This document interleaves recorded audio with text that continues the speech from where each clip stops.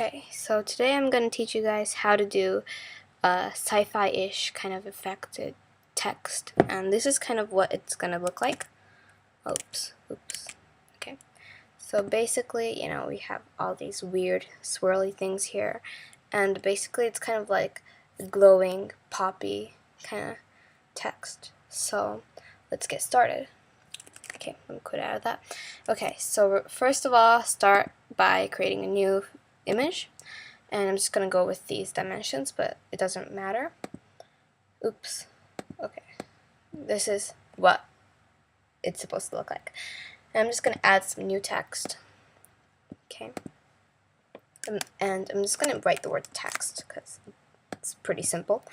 And if you're using an older version of Gimp, I'm using 2.8, but if you're using anything older than this, it's going to look a little bit different, but you can do the exact same things right here.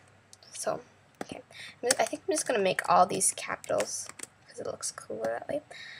Okay, now I'm going to use the perspective tool and kind of give it the 3D effect that we're looking for. So let me just move it towards the center first. I'm just going to move it up a little.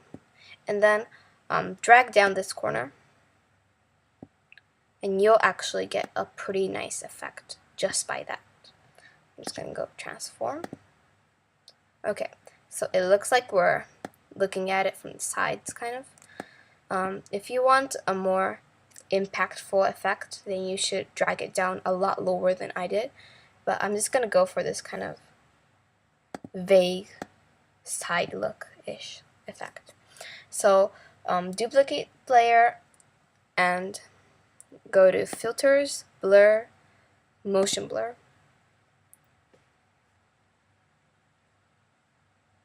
Okay, so basically we want to have a little bit of length, and let's set the angle somewhere around that because we want the text to go that way, in that direction. We want it to pop out that way.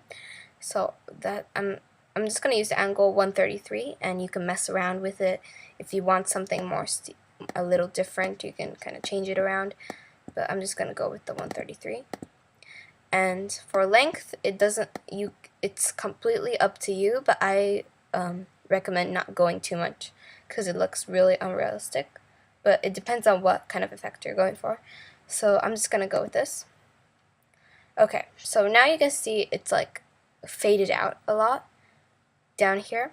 So first I'm just gonna uncheck these two and duplicate this layer until I get like a clear, sharp edge. So I know that's a lot, but it's fine.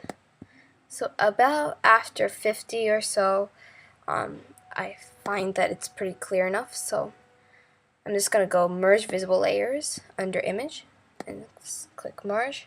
Then I have 3 layers.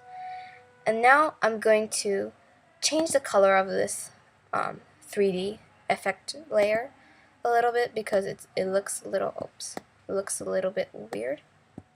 And I just want to differentiate it from this top layer. So I'm just going to set it as a gray for now.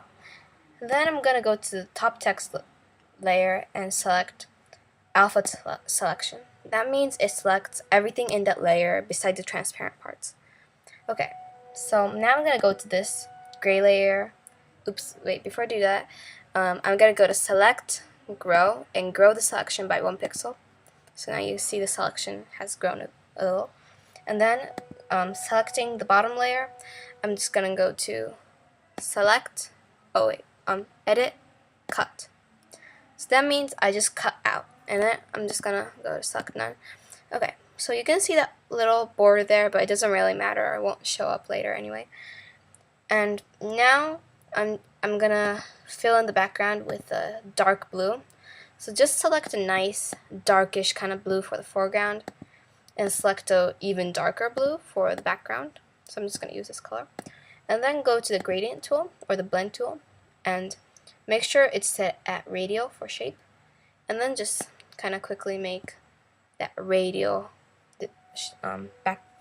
make a nice gradient.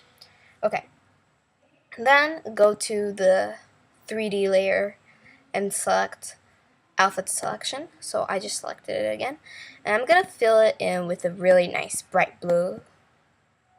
So okay, now that's filled in, and I'm just gonna go to select none. So I'm just gonna go to text, this top layer. I'm gonna lower the opacity to give it more effect. Look. So next we're just gonna go to filters, render, clouds, fog.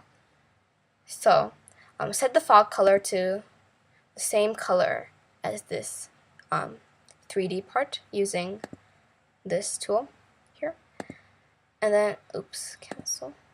Once you've done that, set the turbulence all the way up to 10, and then click OK. So now we have this creepy, grungy looking layer, and I'm just gonna change the mode to overlay. And I'm just gonna lower the opacity down a little. Okay. Now I'm just gonna duplicate the 3D layer like that. Okay. And then selecting the bottom layer, I'm just gonna go to filters, blur, Gaussian blur, which is a kind of general blur. The name doesn't really mean anything, and I'm just gonna give it a slight blur.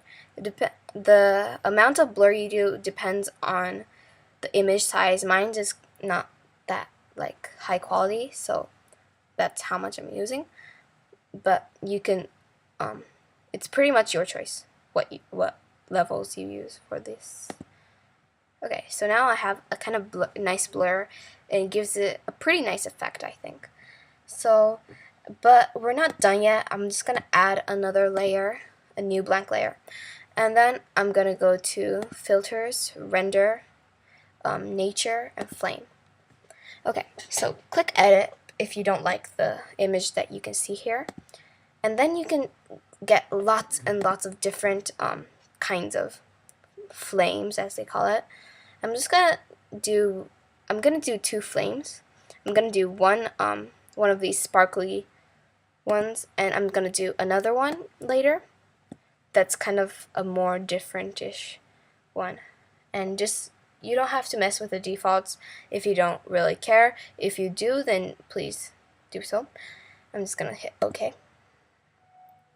And now I have this nice flame. It looks kind of sandy to me, but I pretty much like the effect I get from it. So I'm just gonna lower the opacity a little. Okay, and then I'm just gonna create a new layer again and put it right on top, at the very top of the stack. And then I'm gonna do the exact same thing, render, clouds, nature, flame, and choose a different kind of flame. It doesn't really, you can choose the kind of flame you want to use. I'm just gonna find one that's kind of yeah, no.